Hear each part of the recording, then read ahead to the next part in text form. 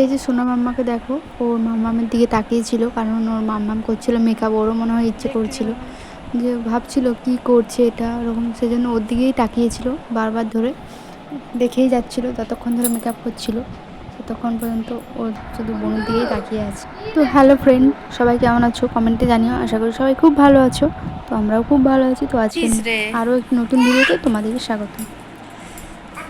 বোনও রেডি হয়ে গেছিলো, তারপর বৌদিকেও একটু রেডি করছিল। তুমি বেরিয়ে গেছো, কেমন লেগেছে? জামাটা দারুণ লেগেছে। ওকে দেখাচ্ছি, সুন্দর। আর এইখানে এখনো বৌদি রেডি হচ্ছে। বাবারে, তো এই যে এরা সবাই বেরিয়ে গেছে। গোলুকে দারুণ লেগেছে, সবার থেকে ভালো গোলুকে লেগেছে। আমার সন্টু ঘুমিয়ে পড়েছে, তার জন্য আমি এখানে আসতে পারলাম আর কি। এটা এর সাথে কি এরকম? হ্যাঁ, তুই করে নিস, তুই তো পারিস। গোলুকে দেখ, তোদের দুজনে ম্যাচিং ম্যাচিং না? আর যে ওইখানে বাবা বেরিয়ে পড়েছে, জেঠিমা আসছে।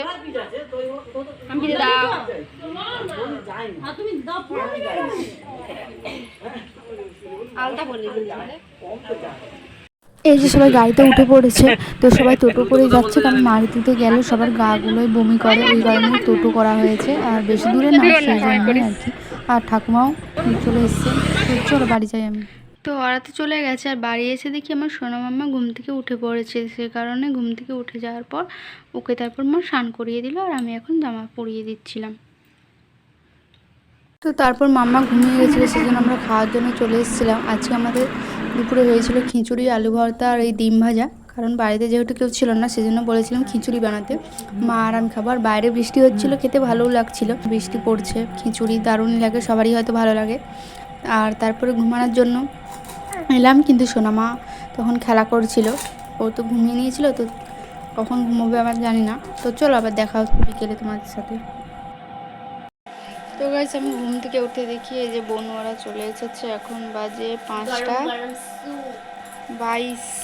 আমরা ঘুগনি আর ফুচকা খেয়েছি।